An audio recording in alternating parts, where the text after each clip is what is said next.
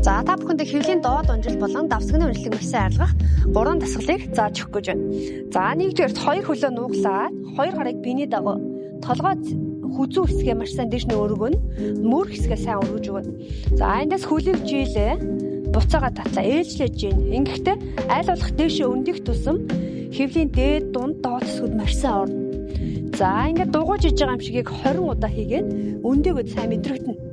Тэгээ хурдан 10 удаа хийлээ.